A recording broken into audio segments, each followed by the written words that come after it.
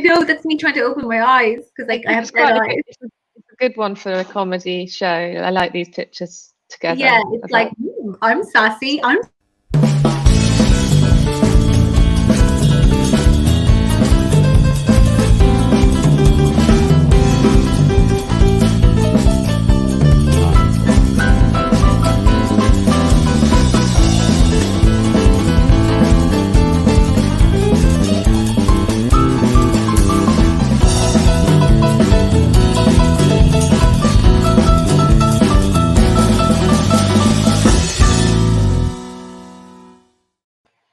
Good evening, ladies and gentlemen, and welcome to What Was I Thinking with Charlie Harrison and the awesome Dean McQueen.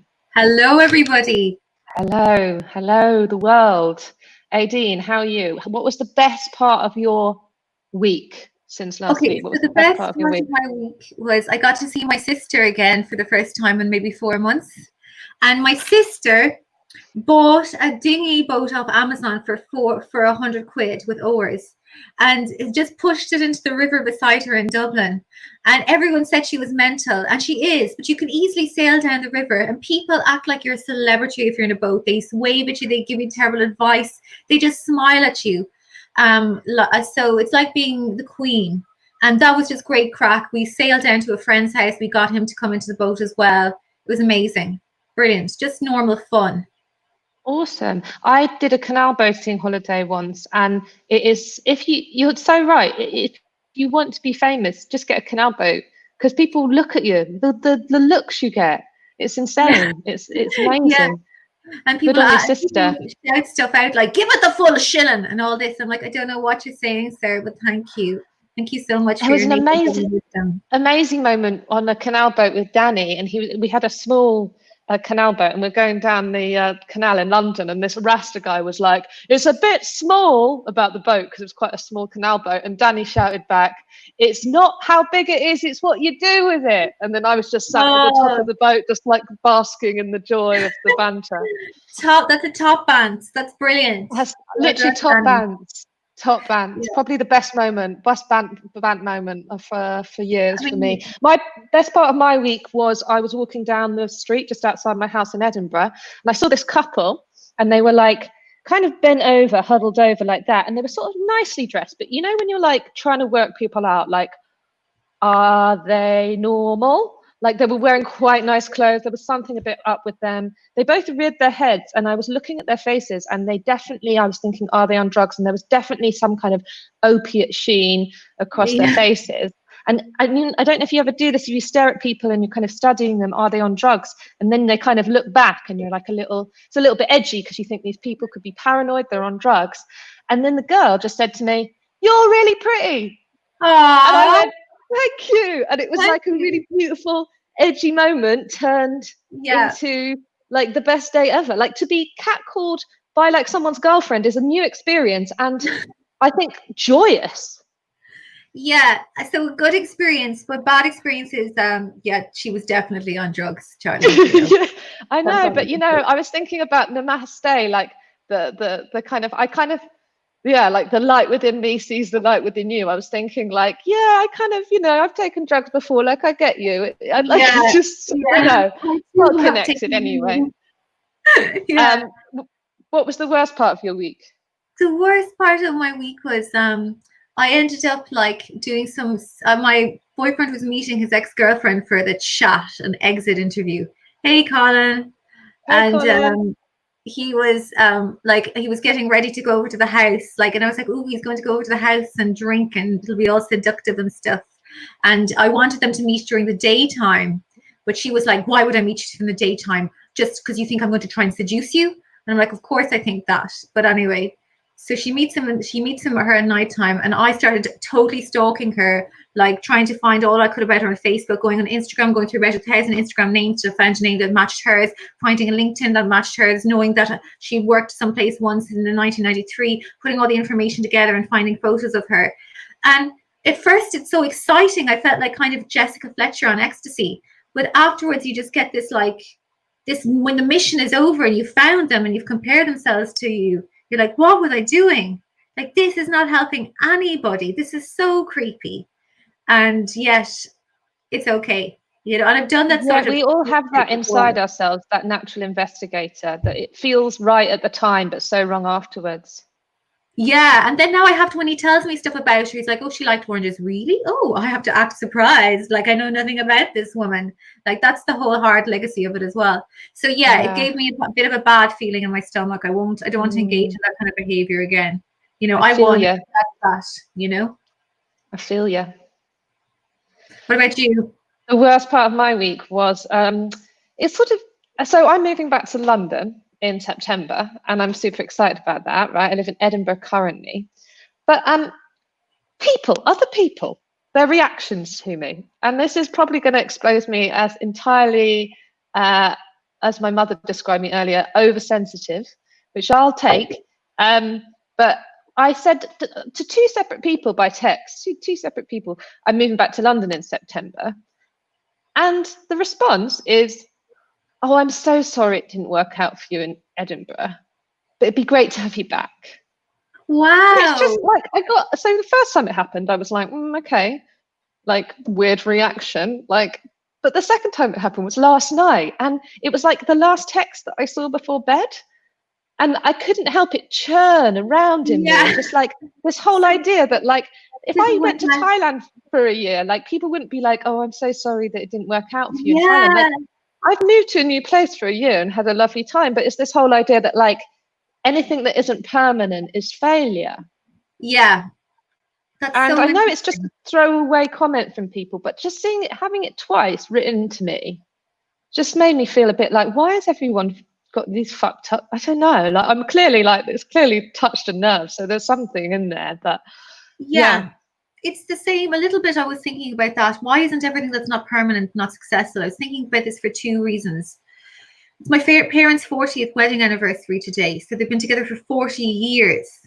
And that's no small achievement, but people regard that as success. But maybe you could have three really dramatic but really powerful marriages and learn as much from them as my parents have had gently learned from each other over 40 years. Absolutely. Go ahead. With friendships, you don't go, so there are some people I'm sure you were friends with at school, right? And then you stop being friends with them because you move to a different city and they live somewhere else and you just don't really see them as much. But you don't do the same as we do with relationships and go, that was a failed friendship. Let's forget all the papier-mâché that you did with her because that doesn't count because it failed. Like it's like you have this idea of permanence. Yeah. It's so true. And I was thinking that in terms of myself and this ex-girlfriend character that I've made up in my head that I did the stalking on. And I was like, you know, I'm the winner because I'm with him now. And the 2.5 years she was with him is fucking Loserville. And it's not. Actually, she spent more time. She was more successful. Yeah, I suppose it's like based on currently you're ahead. But yeah, like if you did it by time together, or amount of orgasms, you know, amount of laughter, like, you know, there could be a lot of different factors. It could but be. You are the winner, I'm sure. Yeah, but I asked then another friend of ours, who was mutual friends with her on Facebook, what she was like. And my friend was like, oh, she's so nice. Oh my God, she's a wonderful person. She's really cool. You'd really like her. And she's had such a hard life. And then just buttoned up about it. Hard life. And I'm like, okay, that was not what I wanted to hear. Yeah. Right, talking of best and worst, we've actually got a best and worst photos that we're going to show people today. This is an idea that we had about, we're talking about online dating a bit during this podcast and about the kind of you that you present on online dating. So I'm a bit stuck because obviously we all have a great photo and we all have a terrible photo on online dating. I somehow think to be realistic and sell the goods well, you have to go somewhere in between. I'm going to give an example now of my best photo that I've taken recently. So this is, I think, a very good photo, particularly nice. You know, the filter makes me look tanned. The posture makes me look really toned. The fact that it's probably like quite poor quality blurs out any imperfections. I'm having a good time. And this is also, believe it or not, a photo of me. So same person. And here I've really gone for it in my attempt to look bad, but I've done, this is what my friend Harriet calls my Dracula underside, which is doing that and scrunched up my face. So yeah, I don't know. I feel like the first one is a little bit of misguided selling, and this one, obviously, I wouldn't put up. But I just think, you know, if you put them side by side, this is the same person. And I suppose the point I'm trying to prove is photos aren't the best indicator of a person. Yeah, but you still in the so-called ugly photo, you just look like a hot woman who fell off something. Oh, come on, look at the tell that you're hot. wrinkles. I was like, well, thank you for that compliment. Let's have a look at your best and worst. Your best. Hello. Yeah, there's been airbrush to fuck. There's more paint on my face than the roof of the Sistine Chapel. This is like pouting with Powterson, fake tan on that day, really flattering clothes, Prada bra. So yeah, that's me. That's definitely what I look like in real life.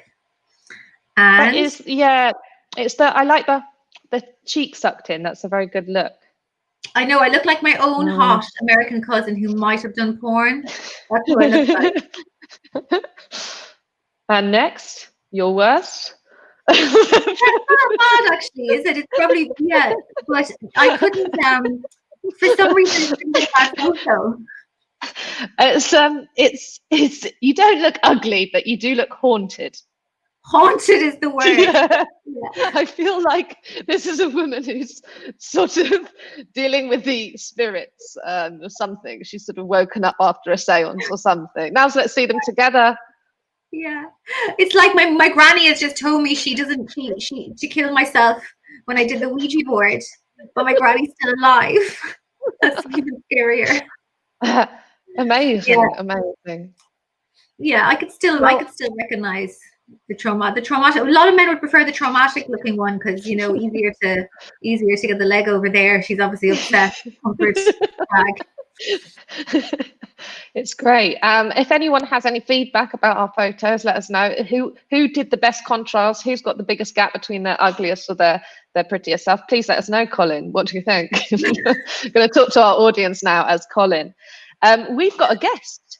Our guest this week is the wonderful Siobhan Dodds. How would you describe Siobhan Dodds, Aideen McQueen? Siobhan Dodds is a comedian, but she's more than a comedian. She's like one of these people who just lights up a room when you meet her. She'll organize anything. She's really, whatever she does really well. She's really good crack and funny. The first time I met her, I was gigging and I asked, is there any Irish people in the audience? And Siobhan went, yeah, way, yeah. And like, I mean, her name is Siobhan, so she's Irish. And I just said, oh, you're Irish, are you? Or as we say in Ireland, just English. And then I thought, oh shit, I went a bit too far. And she just roared laughing at that. She thought that was hilarious. So it's like, oh no, I love this girl. She's a legend. She's a legend. She's full of celebration, and she's recently become a mother. And we're going to be discussing motherhood with Siobhan Dodds. Is Siobhan Dodds there? Where are you? Yeah. I'm Irish. You're not. You're a plastic body. I'm so Irish, Aideen. My name's Siobhan. You are, yeah, you are. I think, Siobhan, out of all the people that like speak with an English accent but are also Irish, you are very culturally Irish because you're into sort of like live music. These are my stereotypes coming out.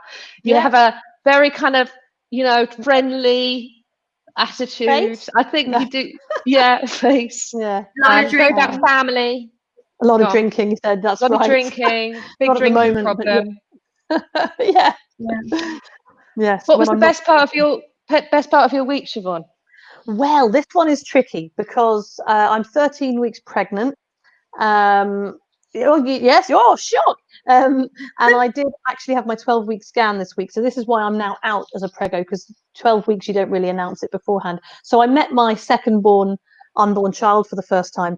That should be the best part of my week. However, the next day I sat in the garden for half an hour in the sun and I pretended I was in Greece on my own. And that was really great. So I'm like, I feel bad. But that was my son was with me, so I was on my own. Neck and neck. That was lovely. Yeah, I just sat in the garden. It's once you become a mother, it's simple pleasures. It's quite something. That's what I was scared of. I hate simple pleasures. I can't cocaine-fueled pleasures. Thank you very much. What was the worst part of your week, Siobhan? I'm potty training my 2-year-old, and he pissed on the trampoline. I was not happy because he can do this shit. Like, I've been doing this for ages now, potty training, and he can do it. But he pissed on the trampoline and said, "Mummy, I did a wee-wee on the trampoline." Then I took away the trampoline and told him that was not cool. Then he went back to the exact same spot where the trampoline used to be and did a poo in the said trampoline spot. This is in the lounge on the floor. And he said, "Mummy, Not cool. I'm like, not cool. Your son is an asshole. Oh, now, hey, oh, Mother Bear. No, come on. Oh, no, Aideen. I'm trying to do comedy about him, and now I have to protect him. Because like a mama tiger, you've gone for my cub. I'll just rub my belly. That will help. Oh, she's gone. Oh, no, I didn't mean it. Then, so I told him off for that. I did naughty step and all that. Then he went back to the same spot and pissed again in the same spot on the lounge. How does he have so much? How much are you feeding this child? No, he's got all the piss and the poo in the world. He had, but then that was Monday, and then he was great for the rest of the week. Well, he was at nursery, to be fair, so I wasn't with him. So that kind of made it all fine. You need to give him some spam or some bad 80s food. He's too healthy. Well, he just did one poo today, if that helps, and it was a bit. And what do you think his motive was? Pissing on the trampoline, attention, or actually? I was doing a video message to someone on WhatsApp. Can you imagine what he's doing right now? Oh no, actually, fuck knows. My husband's got him on doing this, so I think he's asleep. But yeah, that was a low point, I must say, because I got angry, and I don't like getting angry with him. Because he is like really cute. He does lots of cute, lovely things as well. I'm sure. You've met a mother, Charlie. When he was a little baby. He was a baby. The last time we saw each other was my birthday, where I thought it was okay to take a 4 month out for a meal in a restaurant, and we very soon learned it wasn't. And everyone else in the restaurant was like, "What are they doing?" I was like, "Oh God, we can no longer go to restaurants." I had a real feeling on that night because we took turns to sort of stroll him up and down the high street. Poor Charlie. And I've got a real feeling of being not really anything close, but quite, because I was on my own with the pram and people were looking at me. I was like, taste. I think you went to a party afterwards, didn't you? And I was like, good on you. Go and actually live. Sounds like me. Well, a bit later on in the show, something to look forward to, listeners, watchers, viewers, whatever we call you, is that we are going to have a debate. Aideen is very, very staunchly decided not to have children. Siobhan, as mentioned, has one child and has another one on the way. I sit on the fence firmly. Whoa! Prove. I sit on the fence, and we are going to debate the case a little bit later, but not before the motherhood quiz that I proposed.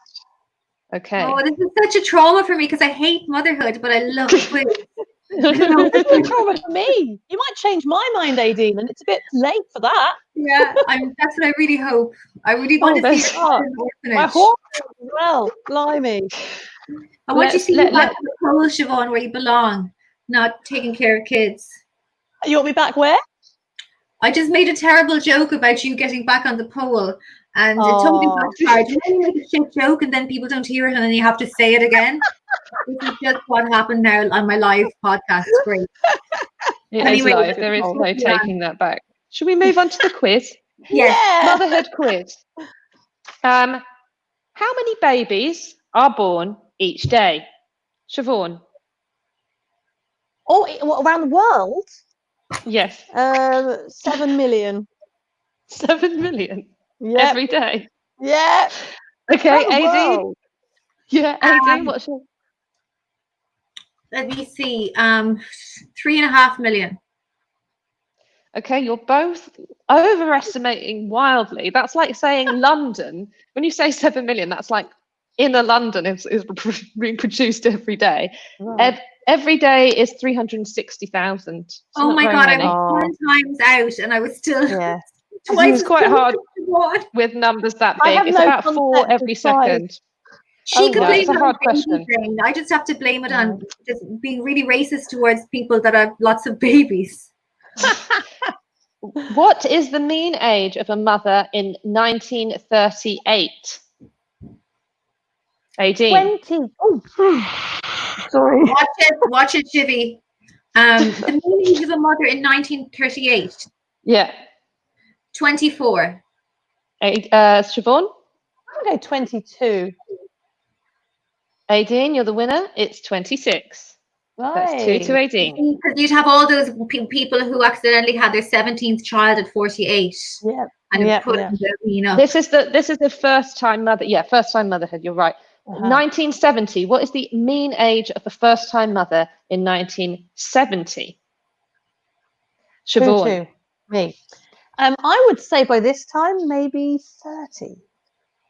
30 in 1970. Aideen, what would you say? I think that because economic times are good in Britain, I'm going to say 24. You're doing well. It's 23. Oh, anyone would think you were a mother. You must be. I researched. Let me just say that, okay? So it's 23. So actually, people talk about the motherhood ages of mothers going up. This is kind of the general idea, but actually it fluctuates. And it was an all-time young mother in the 1970s. 2018, the average age of a mother, Aideen. 33. And Siobhan? I mean, I was 33 when I had a baby in 2018, so I was going to say that as well. Is that no fun to have the same answer? Yeah. That's okay. The correct answer is 3 years younger at 30. Wow. I was so average age for a first-time mother. First-time mother, though, Siobhan, you might have been bang on. Yeah. Okay. In what London postcode do you find the oldest mothers in the UK? Boop. Go on. SW1. And by that you mean? Southwest. Which borough? London. Yeah, no, but which Westminster council? Westminster. Oh. Okay. I was going to say Kensington and Chelsea. Oh my God, Siobhan, you're so good. You're absolutely right. That's so good. There are 32 boroughs and you got the right one. Very good. I knew it. What? Yeah, I used to. I was in the neighbour borough. Don't be giving her so much credit. I used to run mother and baby classes. I used to work for a place called Gymboree, and I literally looked at all the different ages of mothers. Oh, you did? Were all in Chelsea. Yes, and that's because probably connected to wealth. Yeah. Because it's actually not just the oldest borough in London, but it's actually the oldest mothers in the UK, Kensington and Chelsea. In the UK. Wow. Oh, wow. So you weren't far off, Aideen. Westminster, probably second. So close. You've worked, it's really the tension's really mounting. I know. Youngest mothers in the UK. Oh, Stockport. Oh, interesting answer. I know nothing about Stockport. I'm from Stockport. Are you? Yeah, my parents I'm from Stockport in the way you're Irish. Penzance, with all the sailors coming in and the pirates making mermaids. Yeah, that would. Mermaids. You were both wrong. The youngest is Hartlepool. Hello to all our listeners in Hartlepool. Hi, Hartlepool. Hi, Colin, by the way. Hi, Colin. Hi, Colin. I never said hello to Colin. I felt bad. What do we think that the most amount of children born to one woman is? Oh, I think I've seen this. There's documentaries about it. Oh, but they might not have had a documentary. Go on. Not everyone has a documentary about it. I've seen there's one famous family who's 24, I think. But there must be people who've done more than that. So this was this is in the Guinness World Records. It's in the 1700s. They say that it seems statistically unlikely, but there's lots of evidence and lots of corroborated sources that say that this woman had a baby, these many babies. Any answers from Dublin? 26. 26 is wrong. It's 69. 69 babies. 69 you wouldn't even have a fanny by the end of that. That'd just be like a fucking. She had 16 sets of twins, 7 triplets, and 4 quads. Oh, that makes more sense. Did they even have cesareans back then? Well, I don't think so. And it's so old. The records of this woman is that she doesn't have a name. That's because women didn't have names back then. Women didn't have names. It says the wife of Fyodor Vasilyev. That's all we know about her. God. Like, they don't 69 record years. women's names. They Yes, did they have cesareans, though, I think, because supposedly that's what cesarean is called after. Julius Caesar was born by cesarean section. I did have He was the cesareans, first one. okay. Ah, I'm a twin as well, of course, myself. Of course. And that makes and you more Marina likely was to cesarean. have twins, no? Yes, but obviously I had the scan this week. There's only one in there. Sanguine Ah. part. Love being a twin, but don't want to raise them. Fuck that. What do we think the percentage of the women in the UK who remain childless? The percentage of women in the UK that remain childless. What percentage are we thinking? 20%. I think Siobhan? 30%. Oh, sorry. Aidene's obviously been doing her homework or something. It's 20%. 20%. You're like, I'm in that 20%. Yeah. Proud me. I Get bad. thought it was less, but I would have thought it was like 10% or something. I know. Because, yeah. It's That's 30% one is a lot, Siobhan. That's 1 in 3 you think is like, no, kids aren't for me. But Yeah. 20% is only 1 in 5. Average Wow. number of hours to give birth. Oh, I think probably 16. Oh no, 18. Very good. 12 to 18. 16 is bang on. Yeah. I would have Mine was said like not 3. that long. So, Really? Oh, fucking hell. And final Yeah, question for I wish. 1,000 points. Percentage of births that come to people under 20 in the UK. So teenage mothers, basically. What percentage of mothers are teenage mothers? 13. I was gonna say 15, so we're not too dissimilar. But you're both very wrong. It's 3.4%. Wow. Wow, things have changed since I was at school. Yeah. They have. Yeah, changed, they really yeah. have. I think they And just scared us in school, like 25% of you were going to have a child in the next week. You know, Yeah. close your legs, girls. I And my also school think, was pregnant. yeah, and there was always a big talk about teenage mothers as well. I think it was very much like we were talking about it a lot. But I know that young people are having sex less, and I think proliferation of porn means that maybe they're coming in the wrong places. Yeah. Right. Yes. Not sure. Or premature ejaculation, of course, is on the rise with young people. Is it? it? Is And one of the like plus sides to that is lower teenage pregnancies.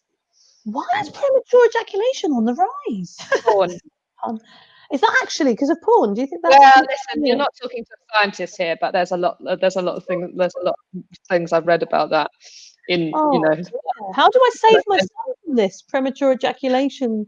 I'm glad you're worried about that already. I don't want him to go through that. I know. Maybe by the time he's of an age, the things will be different in ways we don't even know. Of course, he's not going to watch porn. No. He'll do virtual reality porn. My friend reacting in it. My friend was telling me about growing up on a farm in Ireland in the 90s, and he had no porn. And once he had a wank over a bag of potatoes that was seductively draped over a gate. Bag. Did he actually wank on the potatoes? Did it? But you know what? I need to ask him more. Siobhan, because I'm worried about the potatoes. They need a good wash, wouldn't they? Yeah. Oh, goodness. We're gonna bring it onto the debate now, guys, if you're ready. So I'm nervous. Is should I have a baby? Now I'm 32. The clock is loudly ticking. If you listen carefully, you can almost hear it. Should I have a baby? Listen, I mean, I'm very much on the fence. Sometimes I think, I might as well. One of life's adventures. Sometimes I think, well, no, not really. Just feel like following a trend. So I'm very, very much conflicted from one day to the other. It's a pleasure to have two people that have stronger arguments than that. So arguing the case for against Charlie having a baby is Aideen McQueen, and arguing the case for is Siobhan Dodds. And we are going to start with Aideen. Take it away.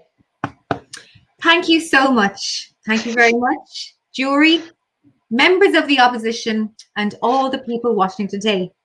The motion we have here is that Charlie should have a baby. And yes, I might surprise you by saying, why not? Charlie should have a baby. We should all have babies. Babies are great. Babies are cute. Babies shit. But what you forget is that the motion should actually be, should have Charlie have a teenager, because every baby turns into a 13-year-old fat goth called Limo who calls you a bitch under his breath. What is the worst thing that you can do for the environment as an individual? What is it, Siobhan? Oh. Well, I'll tell you, it's having a child. I could smoke cigarettes for the next 60 years, 60 a day, and never wash up a single yogurt carton again, but I will still never do as much damage as you have with all your nappies and all your school uniforms and all your Lego sets that you will be producing over the next 30 years. Now, we want children just because their parents did, but have we ever stopped to wonder why did our parents want children? Charlie hinted at being just a fad. I said to my mother that I didn't want kids recently. And she said to me, don't worry, Aideen. When I was your age, I didn't want children either. Bear in mind, when my mother was my age, I was actually 7 years old. There, I rest my case. Now, I know you might feel like you want children, Charlie, because your body wants children, but that's just biology. Your clock is ticking louder than Big Ben at the moment, but you can make that shit digital. Really, you can fill that emptiness with something else. Personally, I fill the void with Botox. It helps an awful lot. Having a baby will take away your freedom. And don't be fooled by all the cutesy little pictures you see on social media every day. Although, to be fair, I do like to see Siobhan's pictures of her babies on social media. They're a beautiful daily reminder for me to always, always take the pill. Now, the next time you see somebody's baby pictures on social media, I want you to give an equivalent picture of yourself doing something that only single people do. So let's see you see a video of Corey's first steps. Charlie, I want you to post a video of yourself staggering out of a nightclub at 2:47 a.m. Let's see you see a lovely video of baby Abigail co-sleeping with mummy. Charlie, I want you to post a pic of you co-sleeping with a random biker called Jay that you met at a metal bar. And what if baby Taylor has a cute photo with chocolate all over their face? Charlie, all I want you to do is show your beautiful, perfect white couch, something that Siobhan will never have again. So in conclusion, I'd like to say, I don't think I am childless. I prefer the term child-free. And like many other free things, such as gluten-free, I am more expensive. I am preferred by assholes, but genuinely, child-free is better. Thank you very much. Wow. Thank you, Aideen McQueen. Arguing a very convincing case. You made notes because you weren't parenting this afternoon.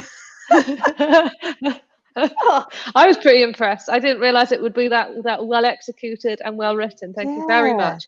Well, now, you know, I have the time to do it, don't I? Yes, you do.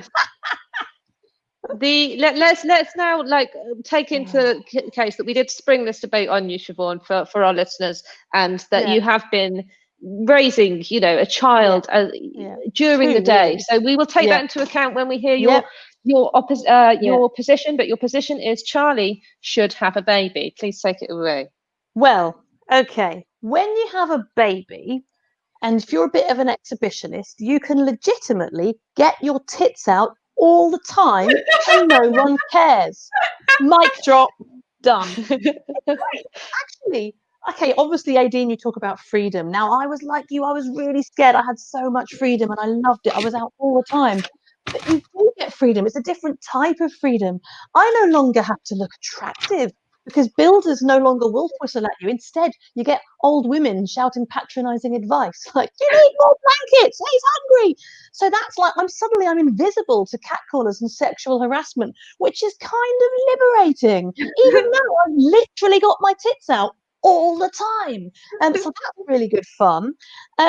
What else is there?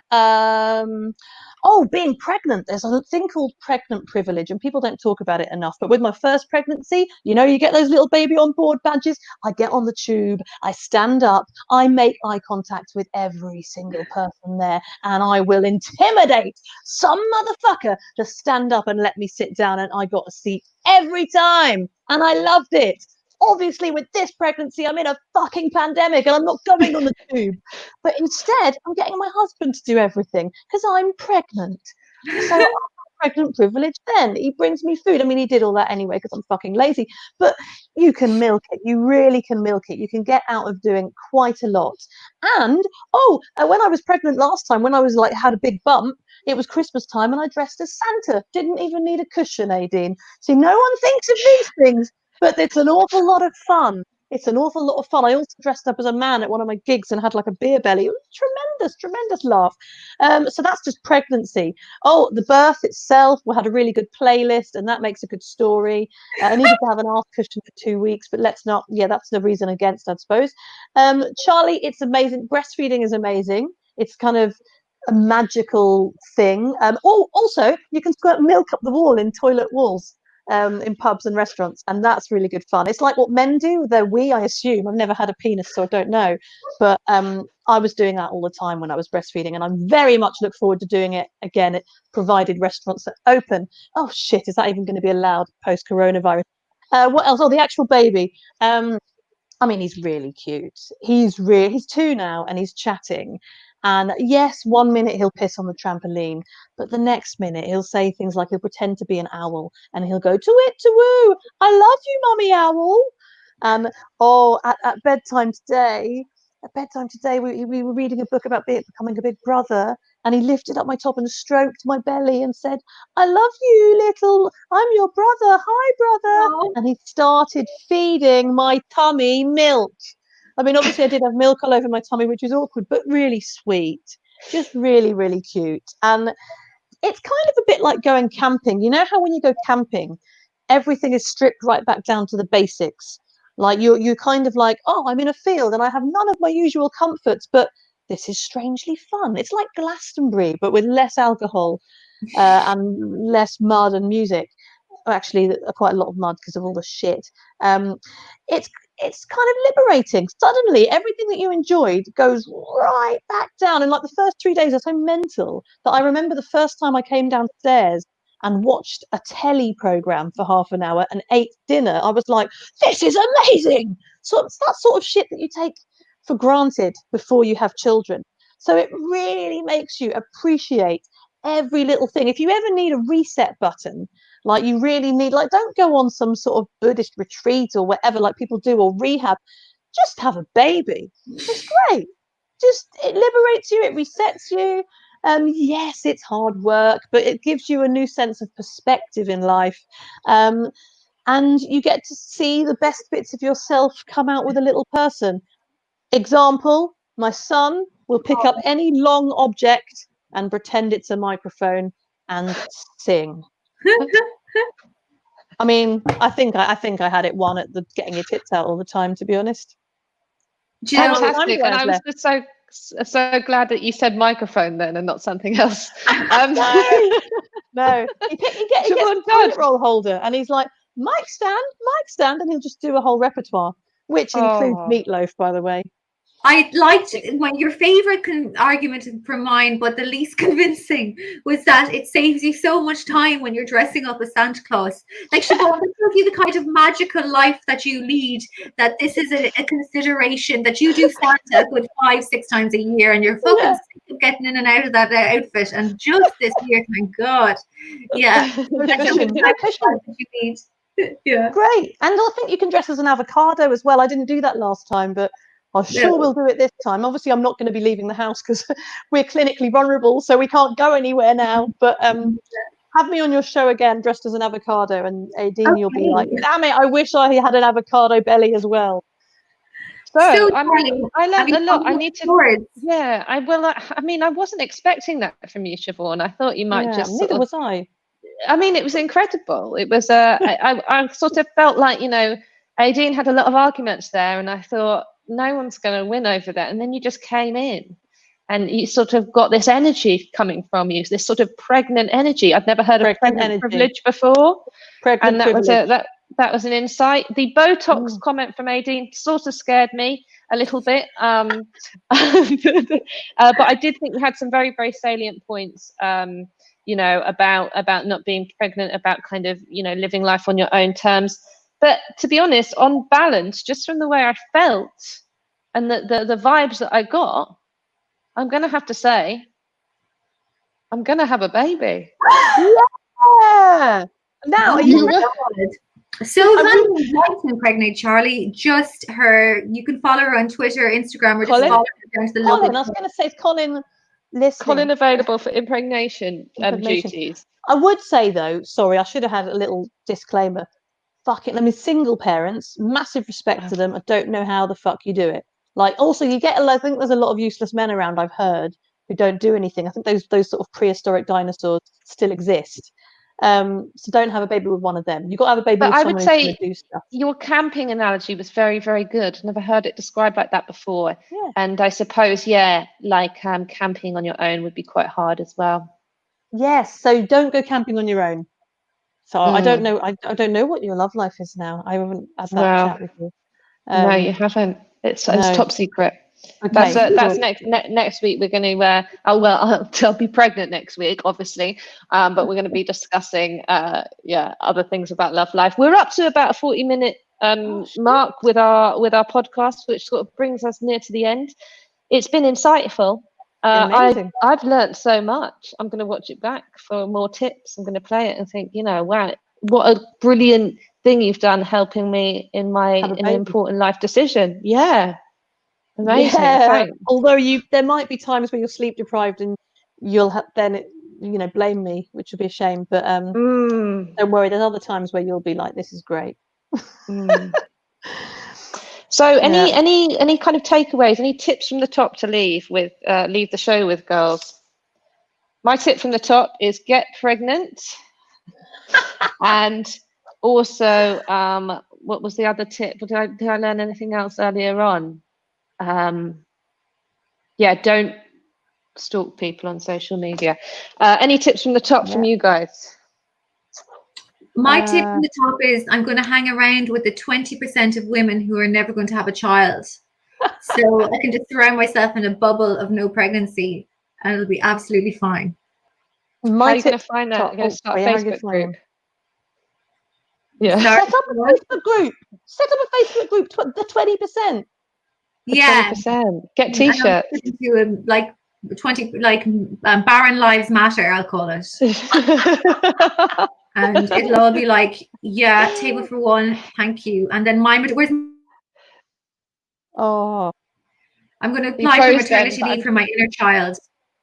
Oh yeah. Actually, can I just say one more reason Siobhan's argument won is single isn't the same as not pregnant. Anyway. Sorry, my tip from the top, I would say there are some times when parenting does get a bit much and you need a break from it.